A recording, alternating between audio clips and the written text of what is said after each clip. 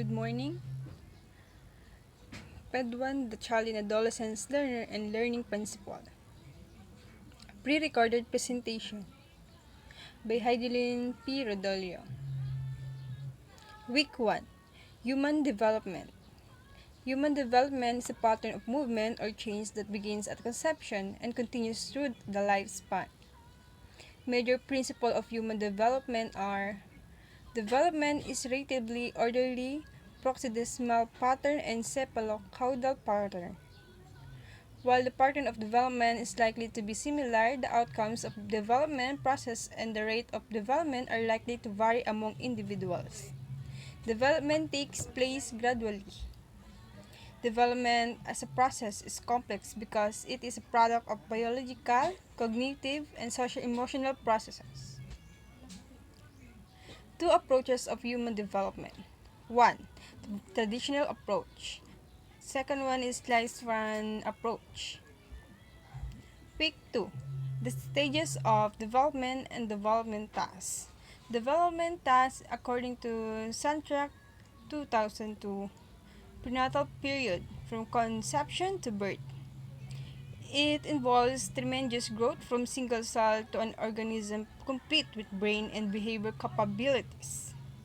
Infancy from birth to 2 years. It is time of extreme dependence on adults. Early childhood, end of infancy to 5 to 6 years. Grade 1.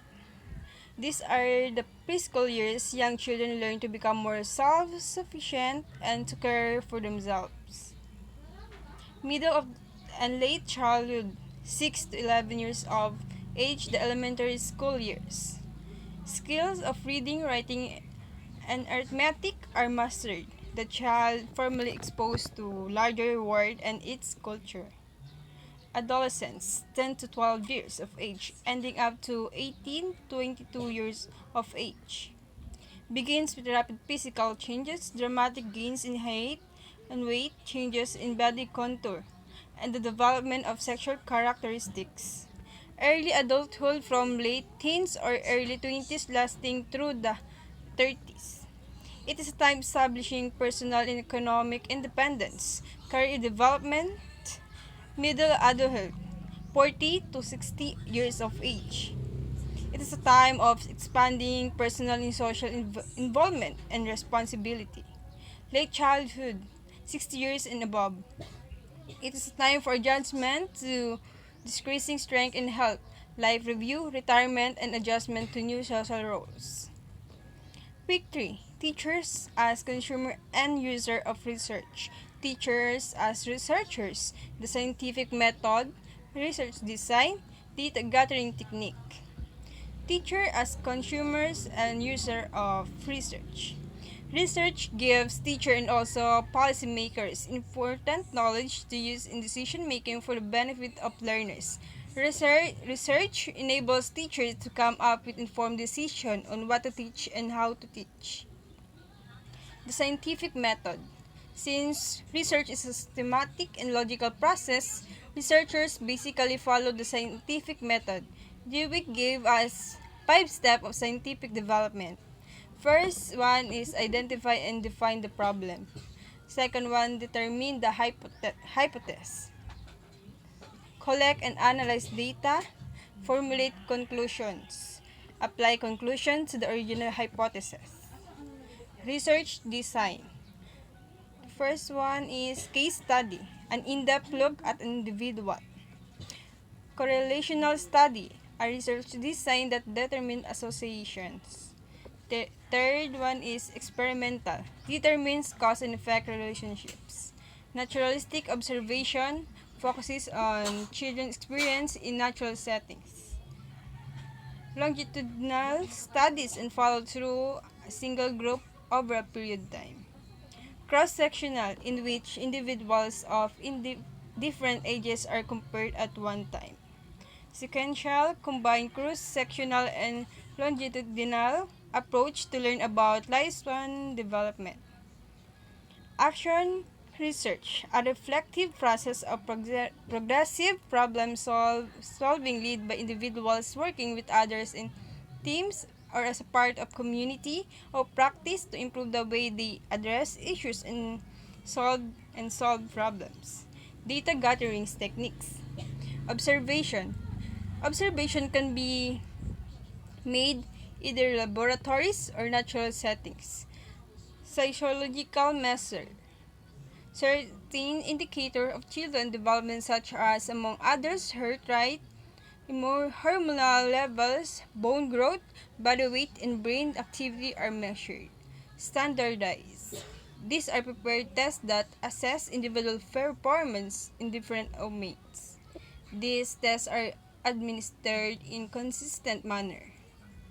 Interviews and questionnaires. It involves asking the participants to provide information about themselves based on the interview questionnaire given by the researcher. Life history record. These are records of information about a lifetime chronology of events and activities. Psychosexual theory. These are called psychosexual stages because each stage presents the fixation of libido on a different area of the body. As a person grows physically, certain areas of their body become important as a source of potential frustration, pleasure, or both. It's a week for Sigmund Freud psychosocial theory. The three component and personality adjustment. Id. It's related to the individual's most basic needs and wants, such as the desire for food. Second one, ego. The rational conscious part, it begins to emerge later in infancy and help the child relate to the realities of the environment and the constraints imposed by others without losing a health concept of self. Superego. It can be taught as something like the conscience. Ideally, it acts as a guide to behavior. It is associated with morality. The role of conflict.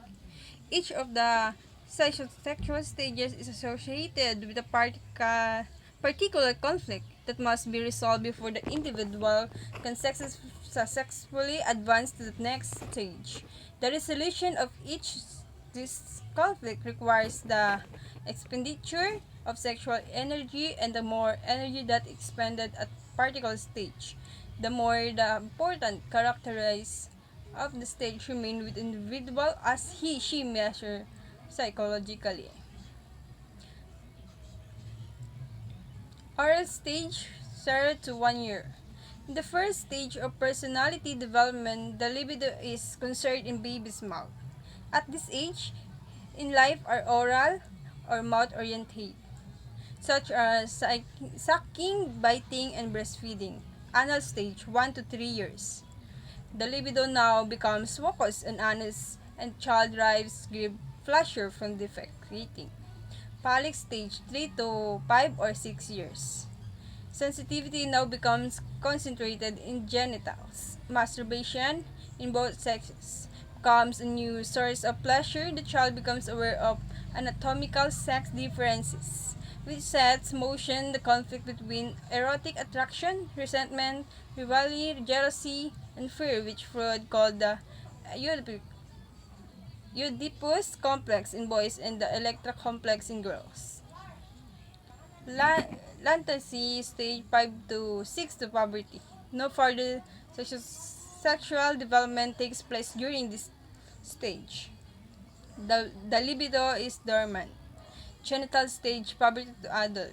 This is the last stage of Freud's psychosexual theory of personality development and begins in puberty. It is time of the adolescent sexual experimentation, the successful resolution of which is setting down in a loving one-to-one relationship with another person in our 20s. Week 5. Piaget stages of cognitive development. Basic cognitive concepts. Schema. Refer to the cognitive structures by which individuals intellectually adapt to and organize their environment. Assimilation. This is the process of fitting a new experience into a existing or previously created cognitive structure or schema. Accommodation. The process of creating a new schema. Equilibration. achieving proper balance between assimilation and accommodation. Paget's stages of cognitive development. Stage 1, sensory motor stage. The first stage corresponds from birth to infancy. This is the stage when a child who is initially reflexive in gasping, sucking and retching becomes more organized in his movement and activity. Object permanence. This is the ability of the child to know that an object still exists even when out of sight. This ability is attained in the sensory motor stage. Stage 2, pre-operational stage. This pre-operational covers from about 2 to 7 years old, roughly corresponding to preschool years. Intelligence at this age is initiated in nature. Egocentrism, animism, symbolic function, irreversibility, concentration, transductive reasoning. Stage 3, concrete operational stage. This stage is characterized by the ability of the child to think logically but not only in terms of concrete subject. The concrete operational stage is marked by the following.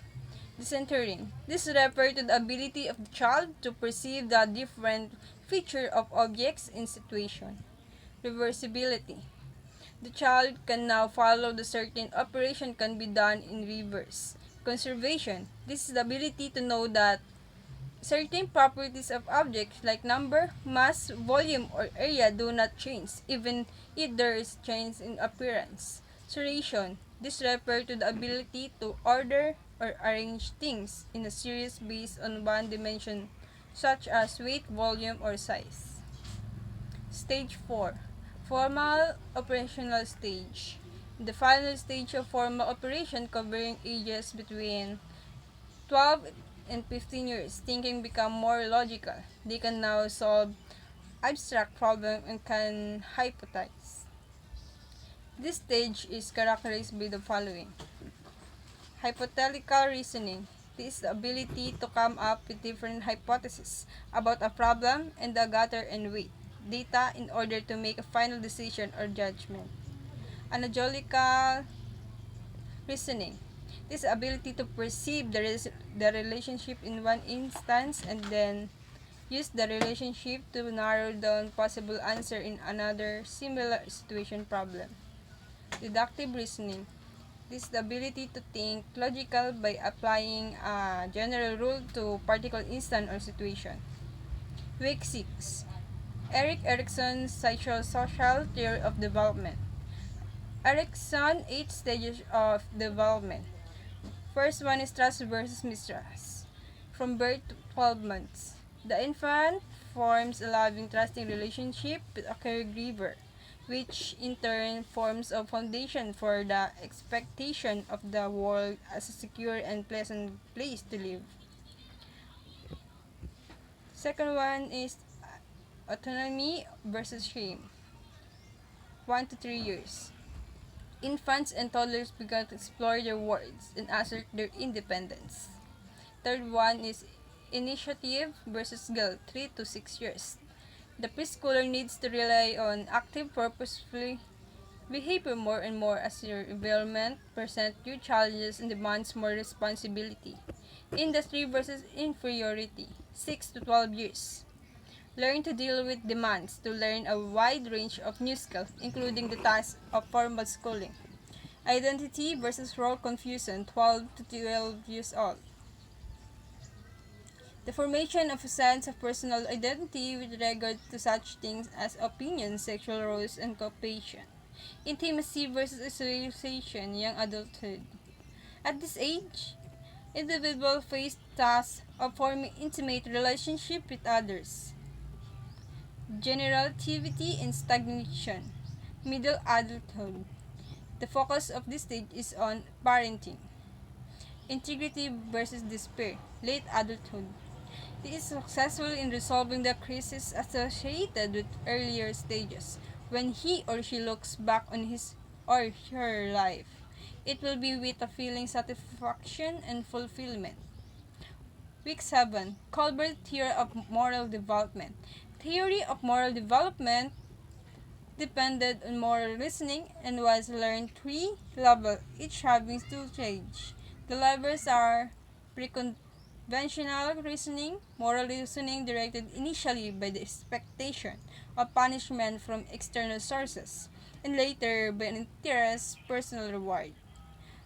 Conventional reasoning, initially to give approval and later in response to law and sense of duty, and post-conventional reasoning, moral reasoning, guided by community versus individual rights, and later by universal principle of ethics. Summary of Colbert theory of moral development. Level 1 is pre-conventional morality. Stage 1, obedience and punishment. Behavior driven by avoiding punishment. Stage 2, individual interest. Behavior driven by self-interest and rewards. Level 2, conventional morality. Stage 3, interpersonal. Behavior driven by social approval. Stage 4, authority. Behavior driven by obeying authority and conforming to social order. Level 3, post-conventional. Stage 5, social contract. Behavior driven by balance of social order and individual rights. Stage 6, universal ethics. Behavior driven by internal moral principles. Week 8, Vygotsky social culture theory. Vygotsky social culture theory grew from the word seminar psychology Lev Vygotsky, who believed that parents, caregiver, peers, and culture at large were responsible for developing high-order function. Scaffolding, term of the appropriate assistance given by the teacher to assist the learner accomplish a task.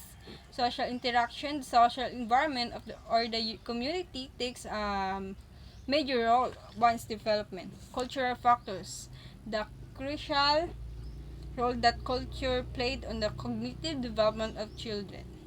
Language is a opening door for learners to acquire knowledge that others already have. Learners can use language to know and understand the world, solve problems.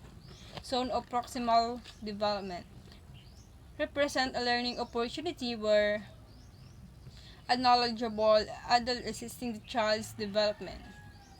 Week 9, Bronfenbrenner's ecological theory. The ecological system theory was developed by the Yuri Bronfenbrenner. Bronfenbrenner believed that a person's development was affected by everything in their surrounding environment. He divided the person environment into 5 different levels. First one is microsystem. Is the system closest to the person and the one in which he has direct contact, family, school, and neighborhood. The mesosystem. This layer serves as the connection between the structure of the child's microsystem. Third one, the exosystem. This layer refers to the bigger social system in which the child does not function directly. The macrosystem. This layer is found in the outermost part in the child environments. The macrosystem includes the cultural values, custom, and laws.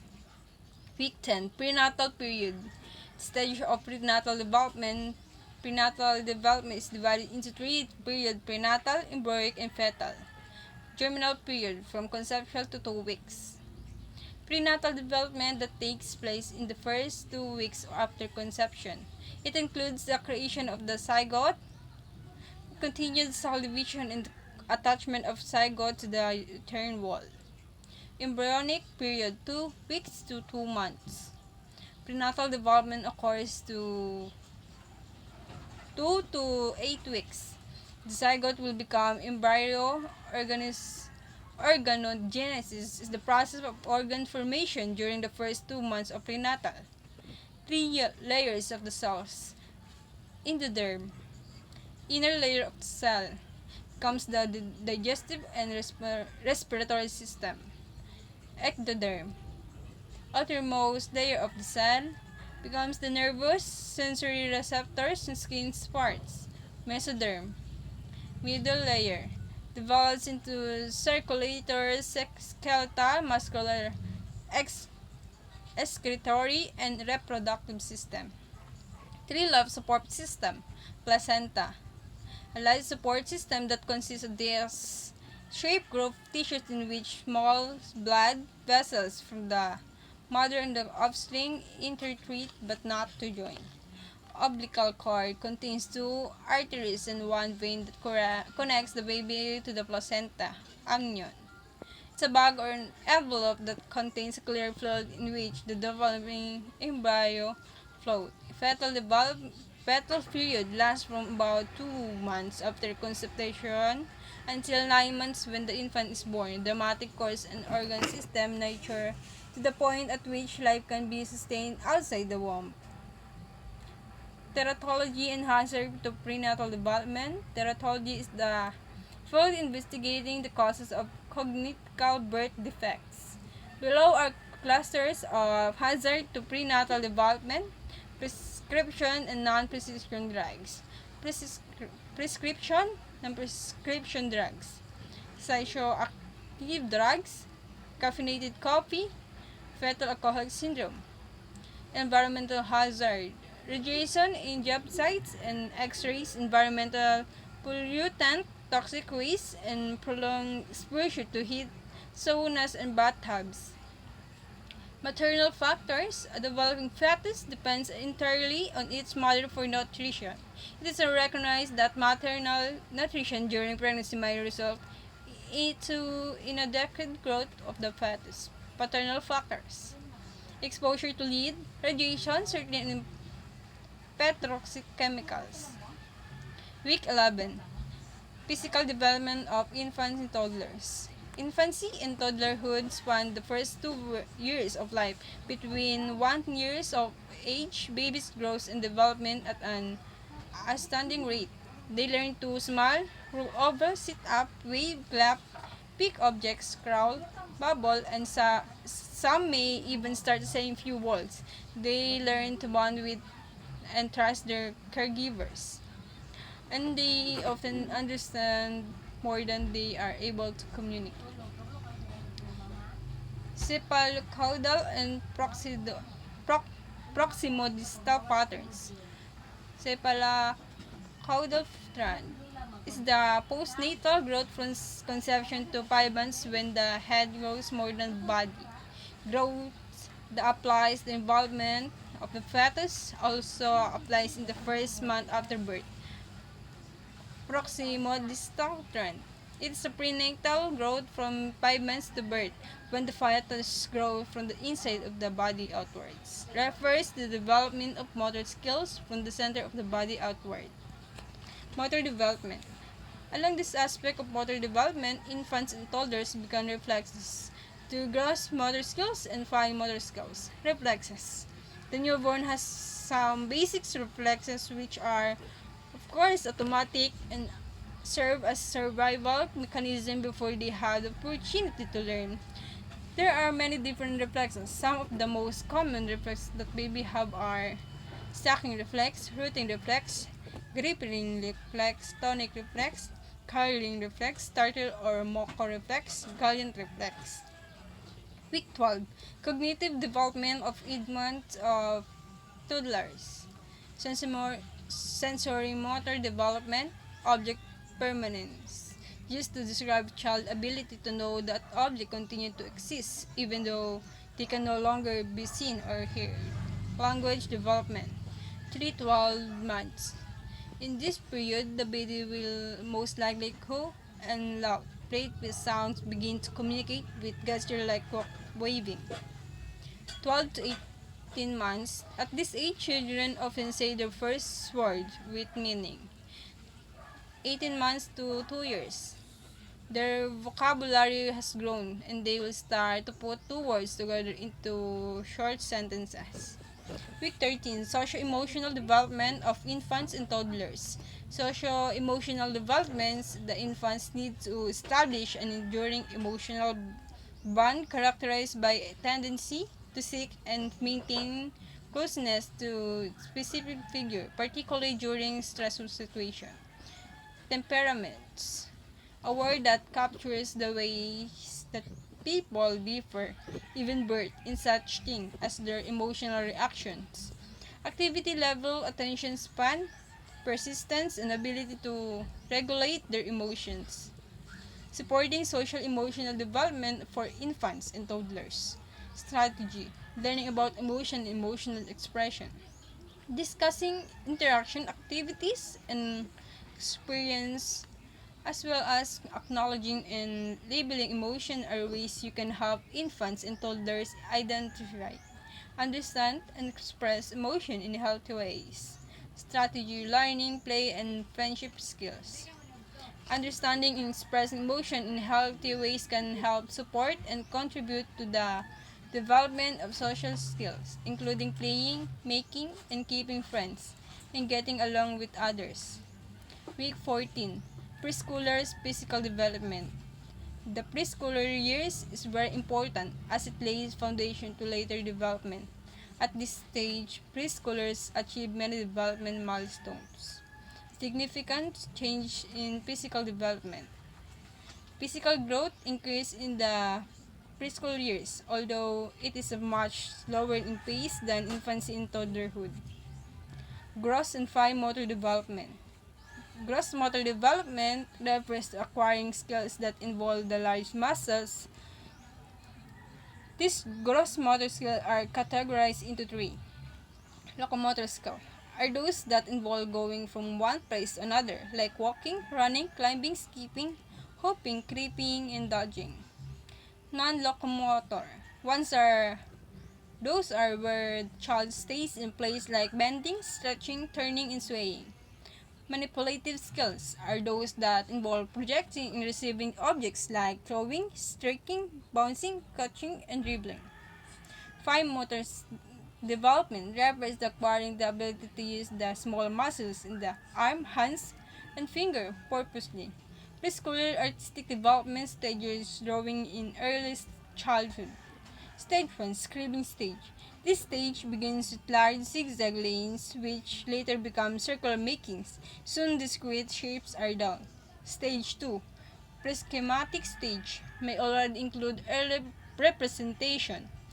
Stage 3, schematic stage. More elaborate skin are depicted. Children usually draw from experience and exposure. Week 15, cognitive development of the preschoolers. Brain connection in preschool years. Because of fascinating developments in neuroscience, brain development of young children has been of great interest to the field of early childhood brain research. Finding point us to more effective ways to care for and teach preschoolers. Language and social interaction. Full cognitive development requires social interaction and language. Children may use language to communicate with other before they can focus on their own thoughts. This implies the importance of interaction of preschoolers with caregivers for language development. Zone of proximal development refers to tasks that are difficult for a child to master alone but can be mastered with the guidance and assistance of adults. Scaffolding, a term that refers to changing support over the course of teaching a session, with a more skilled person adjusting guidance to fit the children's current performance level. More knowledgeable other, the more skilled person is. Information processes, theory, attention, and memory is another way of examining and understanding how children develop cognitive. The young children's theory of mind. Theory of mind refers to individual thoughts about how mental processes work. Receptive language standards 1. The child is able to understand both verbal and non-verbal forms of communication. Pre-reading and pre-math matching. The child is able to match identical objects, colors, shapes, and symbols. Pre-reading, pre-math, copying letters and numbers. The child is able to recite the alphabet and number in sequence.